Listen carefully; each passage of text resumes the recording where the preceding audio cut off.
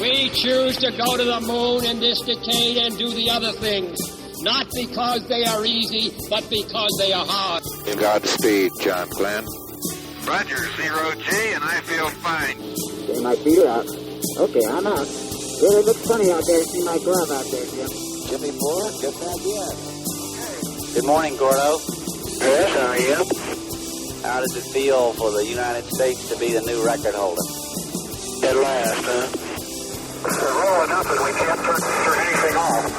Finally increasing in a low roll. We have a liftoff, 32 minutes past the hour. Liftoff on Apollo 11. Houston, Tranquility Base here. The Eagle has landed. Hello and welcome. This is Michael Annis, and you're listening to episode 78 of the Space Rocket History Podcast. And now, Gemini 9A with Tom Stafford and Gene Cernan, Part 2.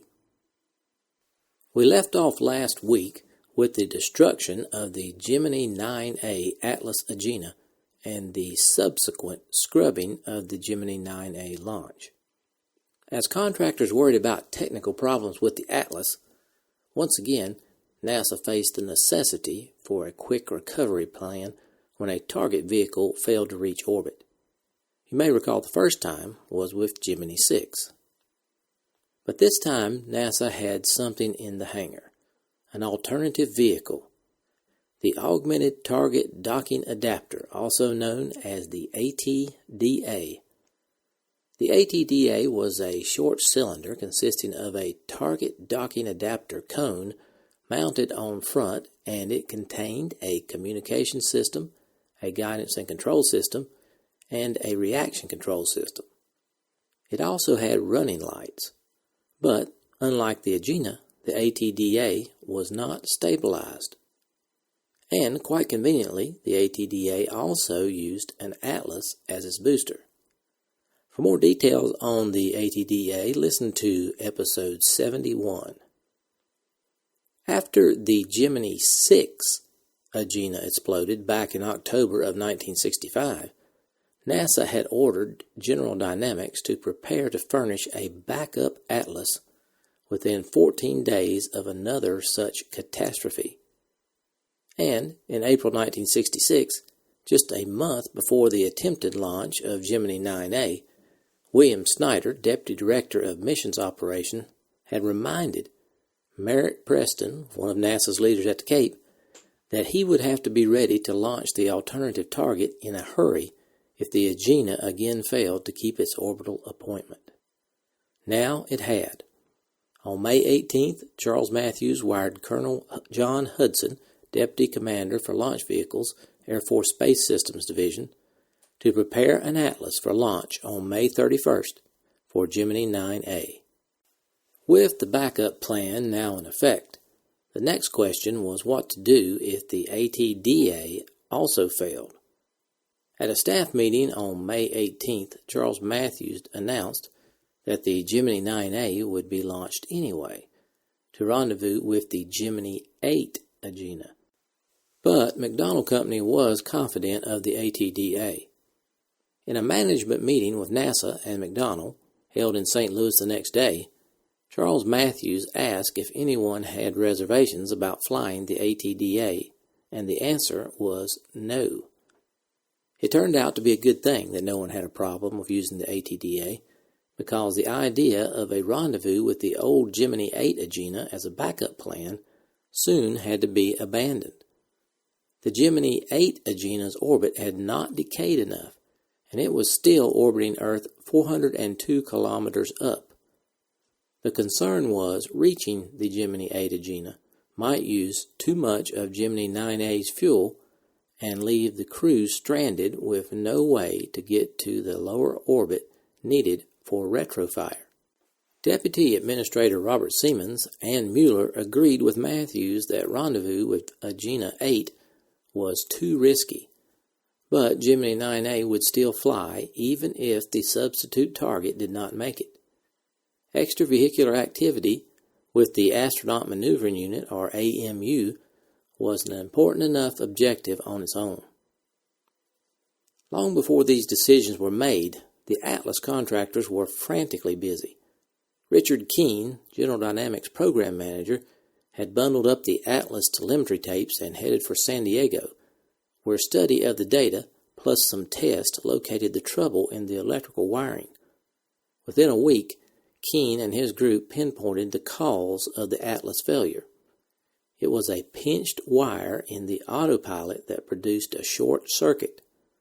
This meant some extra work on the electrical connectors, and General Dynamics asked NASA for an extra day to complete the task and prepare the new Atlas for launch. NASA agreed and set June 1st as the new launch date.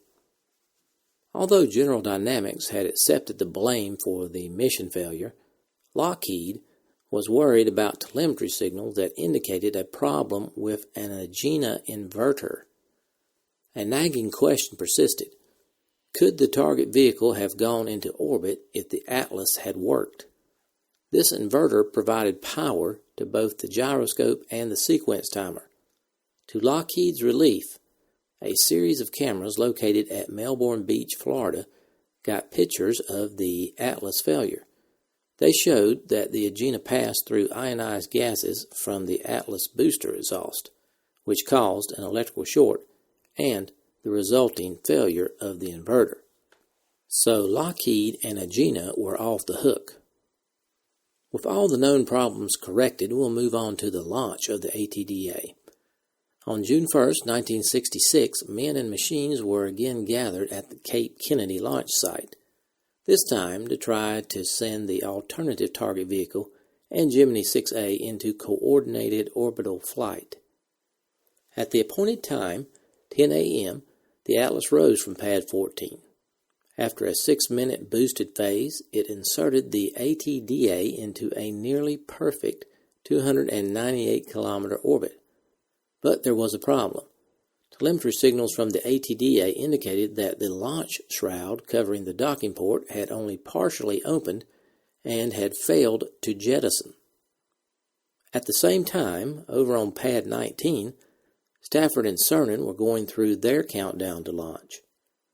When the count reached the 3-minute mark, a hold was called so the spacecraft could be launched precisely on time for the best catch-up trajectory with its target.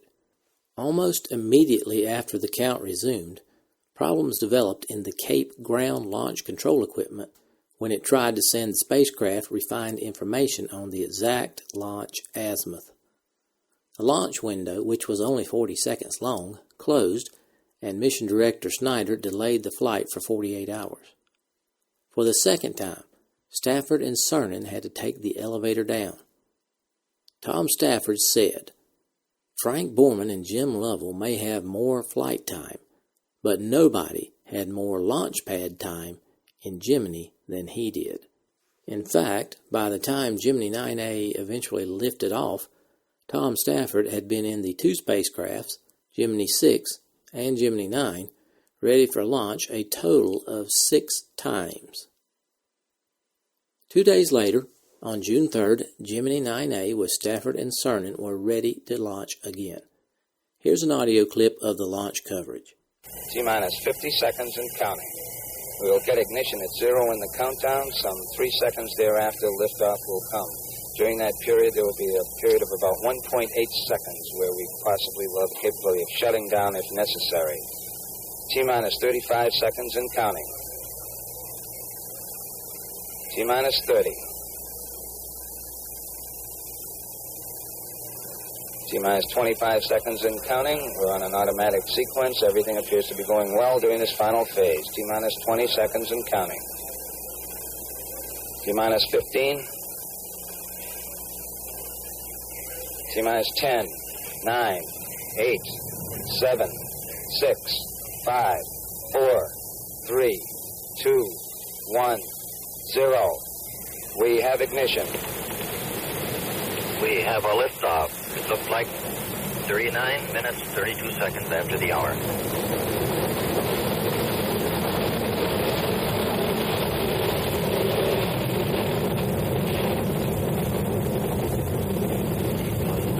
Seconds. Flight Dynamics reports the thrust looks good.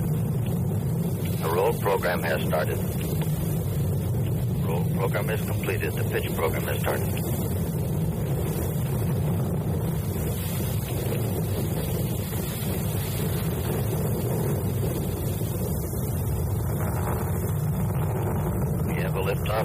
confirmed at 3933 after the hour.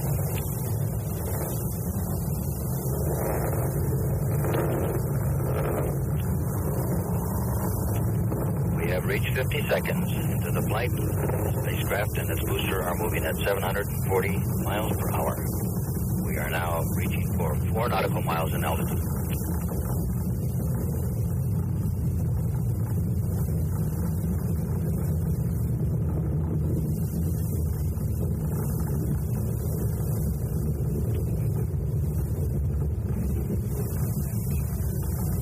Plus 1 minute and 20 seconds. Spacecraft is now approximately 8 nautical miles in altitude. The track looks good. We are about 5 nautical miles downrange.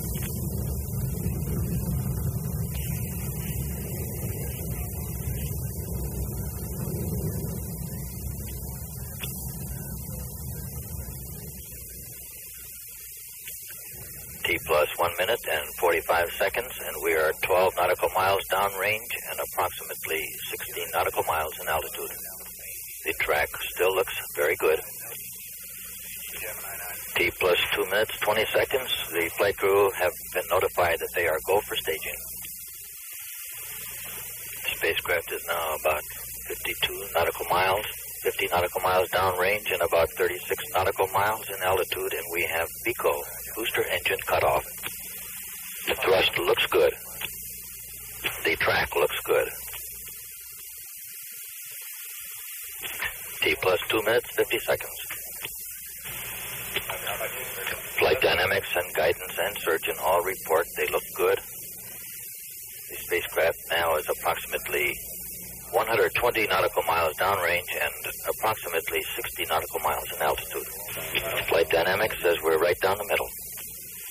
Flight Director Gene Kranz has just completed a final status check. We are green and go, and that information has been passed on to Tom Stafford in Gemini 9.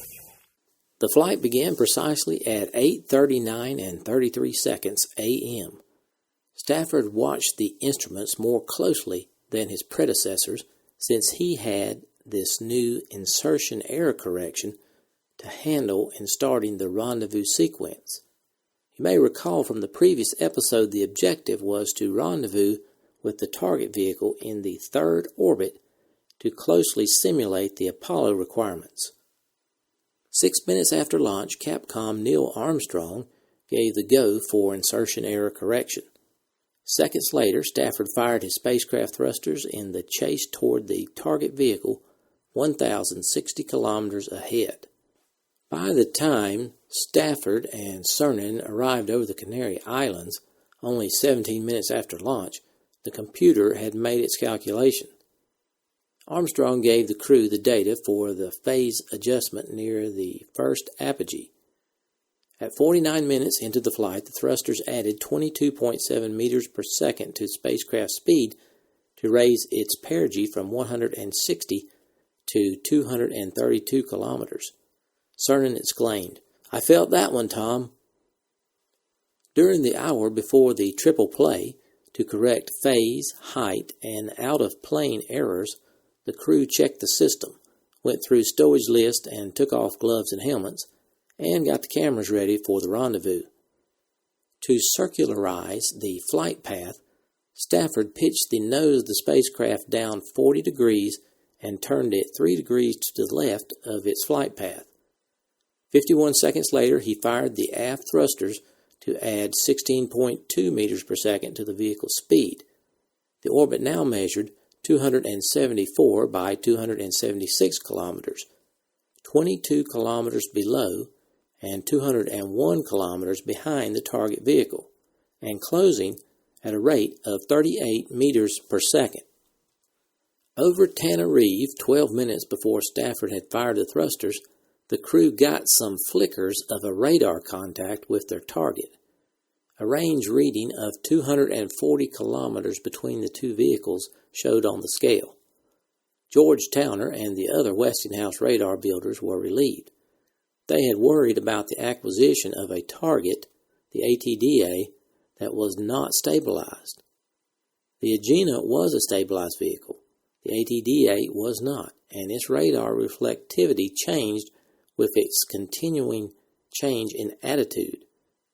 Within 220 kilometers, however, electronic lock-on was relatively good. At T plus 3 hours 20 minutes, the crew caught sight of their target, 93 kilometers away. For some time it went in and out of view on an optical sight. At 56 kilometers it became quite clear and remained visible from then on. As he drew near, Stafford reported seeing flashing acquisition lights, thinking for a moment that the shroud might have jettisoned after all. He said, quote, "All right, we're in business," end quote. Surely they could not have seen the running lights so clearly if the shrouds were still attached. While making minor corrections, the moon soon became an asset, as its rays reflected off the ATDA. Stafford began slowing his spacecraft at T plus 4 hours and 6 minutes. During the closure period, he peered out the window trying to see if the shroud was there or not. Then he exclaimed, "Look at that moose!" As the distance dwindled, he knew that he had been indulging in wishful thinking. The shroud was still on the ATDA. Seconds later, Cernan remarked, quote, "You could almost knock it off," end quote. When the final braking was completed, the two vehicles were only 30 meters apart and in a position for station keeping, but it did not seem likely that the spacecraft nose could slip into the mouth of the docking adapter and dock. The crew described the shroud in detail and wondered out loud what could be done to salvage the situation. One of Stafford's remarks, graphic and memorable, became the trademark of the entire mission. His animal analogy switched to reptilian when he said, quote, "It looks like an angry alligator out there rotating around," end quote. He wanted to nudge the shroud with his spacecraft docking bar to open the alligator's jaws, but Flight Director Krantz told him to control the urge. Perhaps the most significant aspect of this incident was the close examination of an unstable body while discussing it over the air-to-ground circuit. Stafford stayed 9 to 12 meters from the target, but moved to a ticklishly close position only centimeters away in the daylight. As the ATDA rotated slowly, he rolled his spacecraft upside down to parallel the movements of the weird-looking machine. His performance met, in effect, one of the Defense Department's objectives for the AMU, finding and inspecting unidentified satellites. Stafford said he could plainly see that the explosive bolts had fired, but that two neatly taped lanyards held the clamshell partially in place. Mission Control assured him that these lanyard wires had high tensile strength, so it might not be wise to nudge its jaws. Here's a clip of Stafford describing the maneuver during a press conference shortly after the mission. Again, the target docking adapter was in this position, and we came up directly from below. And at approximately a half a mile, Gene called out, "I've got the cone lights." Now, the cone lights are the lights in here where you can make the docking. And again, even at a half a mile, we knew that the shroud couldn't be on here. However, we had a full moon, and suddenly it looked rather odd to us. And we came up to a position of approximately 1,000 feet. We could see this whole shroud out in reflected moonlight. And we reported this over Hawaii and moved into close formation. And we flew all the way around the docking adapter here. Particularly, we noticed the straps and these small items here that contain some explosive bolts. And from this close investigation, we'll have some movies to show you in a few minutes. We radioed to Houston through Hawaii exactly what our analysis was, and it came out correct that either the lanyards were not installed or else they were installed but not connected, and the latter was the proper case. From this, we went to the flight plan that we had worked on, and again we said it's going to be a flexible type of flight plan. We had various entities in the flight plan. We could take it and shift around each individual item, and that's exactly what happened. Neil Armstrong was Capcom at the time. He said we'd go into the second rendezvous while Houston and the people at the Cape and also on the West Coast would make the analysis. During the analysis, Mission Director Snyder telephoned astronauts James McDivitt and Dave Scott, who were in Los Angeles, and asked them to go to the Douglas plant and look at the duplicate target vehicle shroud to see if the wires could be cut or the shroud removed in any way during orbital flight. The astronauts soon reported that the wires could be clipped, but there were many sharp edges that might tear the astronaut's suit as he worked. In the meantime, ground controllers sent signals to the target to tighten and relax the docking cone, hoping that might free the shroud. But it remained in place. There would definitely be no docking on Gemini 9A. The shroud episode was embarrassing, and another investigation began immediately. The solution was simple, if you recall the old saying about too many cooks spoiling the broth.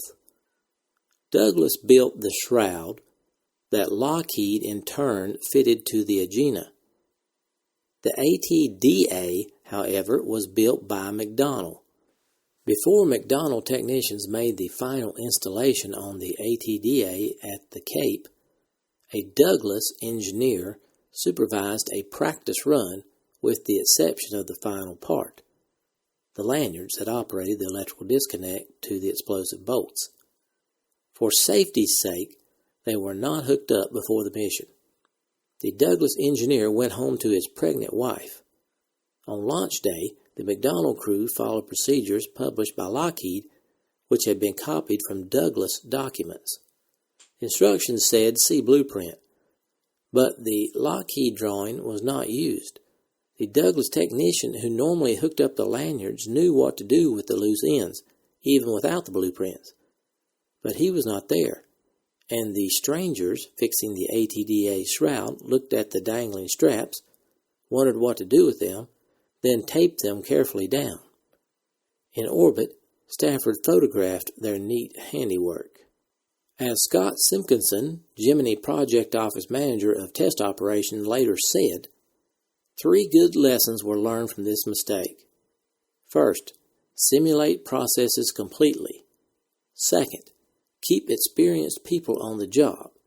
And third, follow written procedures exactly. Gemini 9A now began its equiperiod rendezvous. 5 hours after launch, Stafford nosed the spacecraft down 90 degrees and fired the forward thrusters for 35 seconds to increase his speed by 6 meters per second. The crew quickly found that the target was disappearing below them. Later in the darkness, they plotted their position with a sextant and checked the results against a pre-planned chart solution. Mission planning had been right. All that was necessary to complete the rendezvous was to slow the spacecraft down. At T plus 6 hours 15 minutes, Stafford began a series of 4 maneuvers to bring the spacecraft back to station keeping alongside the target. The second of the 3 rendezvous exercises was easy. Here is Stafford and Cernan describing the second rendezvous. From this, we went into a second rendezvous, which was the first pure optical rendezvous that had ever been performed. And it was on a passive target. And you want to show the maneuver on this to separation? On this rendezvous, Gene made all the computations. We did not use a computer, and the radar was only for a monitor, but we did not use the radar as far as the braking. We started out, we got completely stabilized on top of the ATDA, and on Gene's mark, I burned about 15 miles an hour directly away from the center of the Earth. And that puts us above the ATDA, and when you're higher, you go slower. So we came around halfway around the world. We were 11 miles behind the ATDA, and then we crossed below it, came down 3 miles below it. Then at this time, we rolled over upside down, out in sunlight. Now, we rolled over upside down so we could blank the sun out of our eyes and also have the docking adapter in reflected sunlight. And one positive approach of having the shroud, it became very obvious to us that the shroud had about 4 times the reflectivity of the rest of the vehicle. So in this case, the shroud really helped us out on here. You can always find advantages to it some way, believe me. And also on the rendezvous from above, It was a shroud that we first picked up. In fact, we might have missed it completely if we hadn't had the shroud on it. This was very important because we not only, as some of you know, we had a full moon on our flight. And not only could we see the bright colored white painted shroud in reflected sunlight, in other words, in sunlight that was coming over our shoulders and reflecting off the target so that we could see it, but actually after dark we could see not the silver part of the ATDA, but we could see the white shroud in reflected moonlight, which was quite a beautiful sight. It was sort of a bluish reflected light.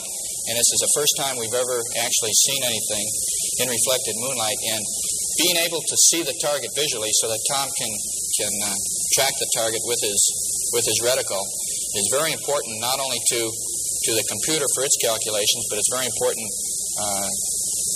to the pilot so that he can make backup calculations. So having a shroud in reflected moonlight gave us quite a contrast as to what we can expect to see and what we cannot expect to see in different lighting conditions. We completed this rendezvous again coming in from below. We were upside down and came in directly below the docking adapter. And again, we want to test how good can man visually judge distance. When looking up, even though the ATDA was slowly rotating like this, I could judge the length of this major axis, so it was approximately the length of the original Agena. I looked in the markings in my reticle, and I gave Gene a mark. I said we should be about 1 mile. Well, for data correlation, he hit the computer with the radar. We were 1.1 miles. So it was obvious that we could judge distance very accurately in close and continue on in. Now, with respect to rendezvous, again, we want to bring out the point that an optical rendezvous from short distances is feasible. It will cost you an excess of fuel, and the best way we know today is with radar. Less than an hour after Gemini 9A returned to its target, T plus 6 hours 36 minutes elapsed time, the crew got ready to leave again for the third planned rendezvous. At T plus 7 hours 15 minutes, Stafford fired the aft thrusters to decrease the spacecraft's speed by 1.1 meters per second and widen the distance between the two spacecrafts. Stafford and Cernan could now relax a little. It had been an exhausting day. Still wanting to snap the alligator's jaws off, they chatted with ground controllers about the shroud. Then they checked spacecraft systems, ate, and tried to sleep. Cabin noises and lights made sleeping difficult, and they only dozed for 40 minutes or so at a time. Their scheduled 8 hours of sleep were fitful at best. The next day, June 4th, Spacecraft 9 led its target by 111 kilometers. The retrograde maneuver had lowered the orbit of the spacecraft.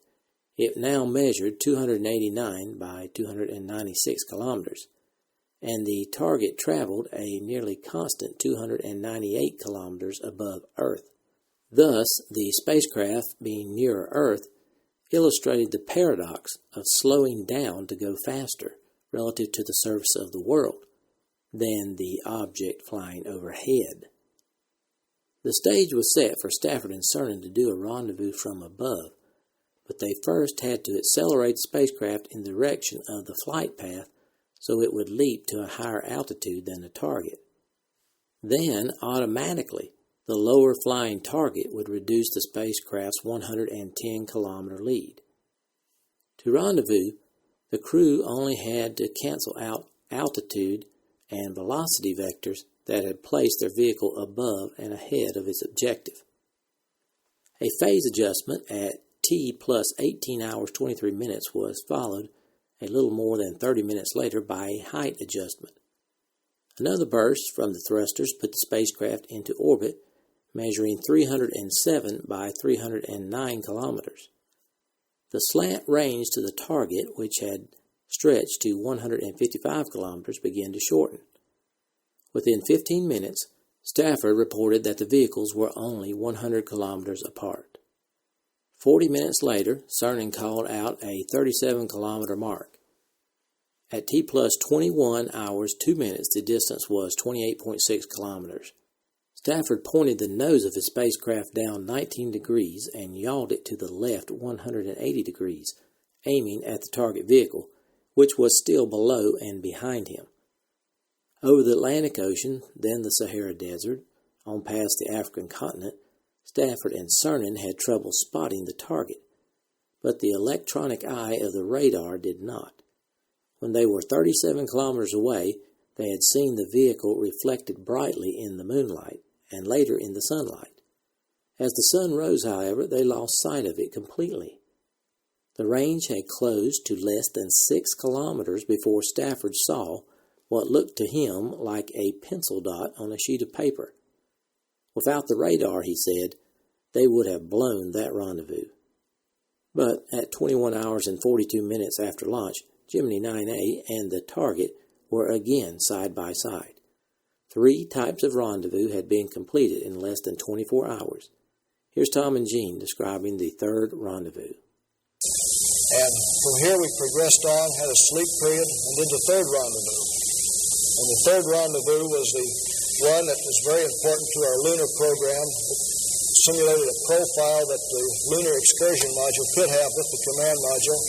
In this, we were positioned 150 miles out in front of the docking adapter and above it. Naturally, if we're above it, the docking adapter catches up with us. And we came along in space, blunt in forward. You want to take this, Gene? And track the vehicle looking down at it.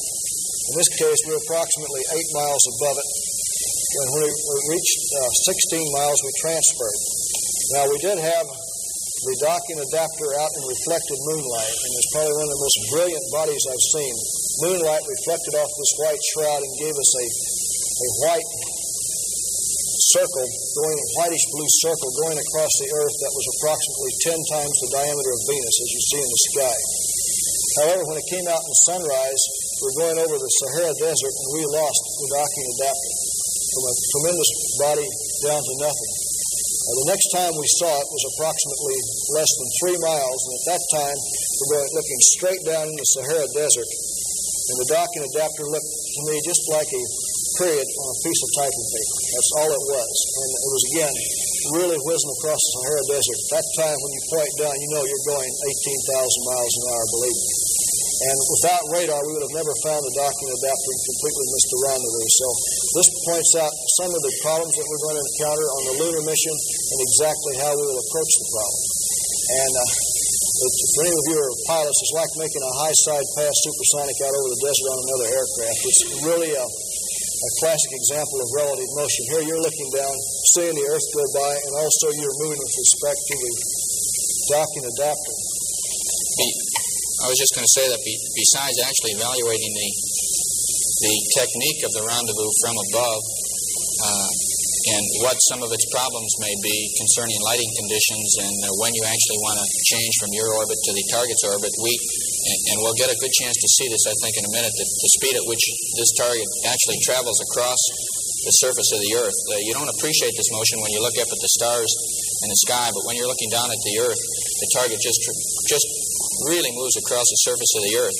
And the other difficulty we encountered, which Tom did mention subtly here, was the fact that at distances beyond about 3 miles, I believe it was, that the reflected light from the Earth, or the fact that the Earth itself is so bright, and there's many clouds scattered throughout the world, many different types of terrain, such as the desert that Tom mentioned, the target just completely disappears. You just can't find it, and we're accustomed to seeing, I think if we see an airplane in the sky, just even standing down here on the Earth, and we happen to have lost it because it went behind a cloud, we can look at the other end of that cloud, and the airplane in a short period of time will appear or reappear. But when looking down at the Earth traveling 18,000 miles an hour, if you happen to see this particular target go over a lake, and then suddenly you don't see it any longer, you've lost sight of it, don't ever look back at that lake again, because it's probably many hundreds of miles beyond that. And this was one of the things we learned about actually visually tracking against a bright Earth background, or even more important, a bright moon background.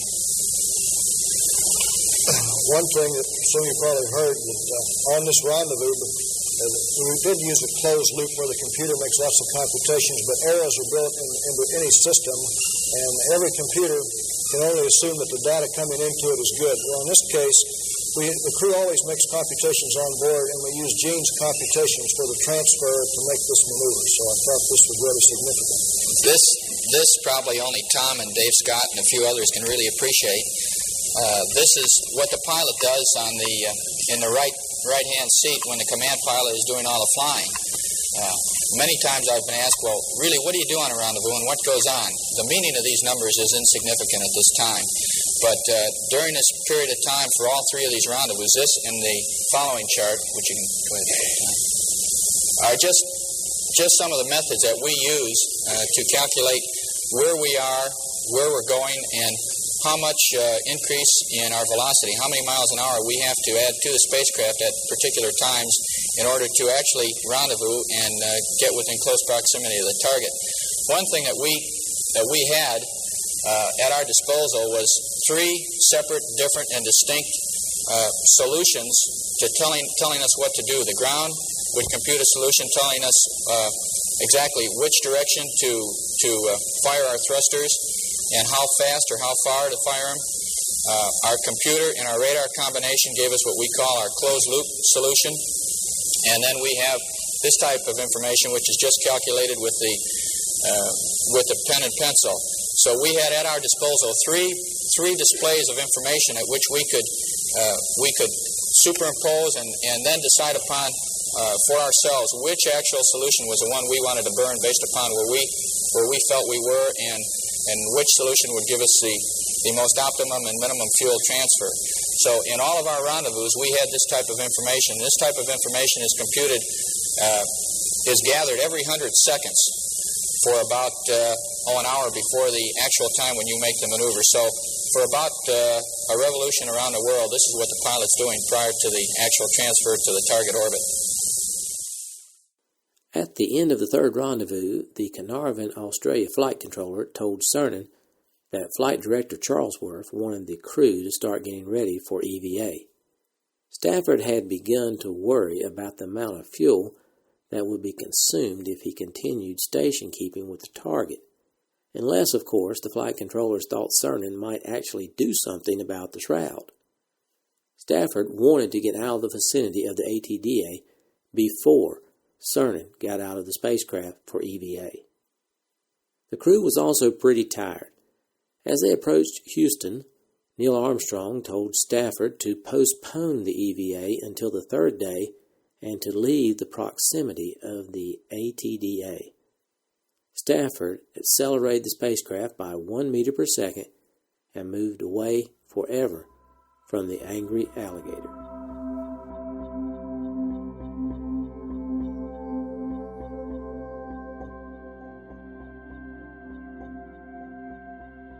Thanks for listening to this archive episode of the Space Rocket History Podcast. If you are financially able, please support the podcast by going to the homepage, spacerockethistory.com, and clicking on the orange Donate button or the Patreon link. Thanks.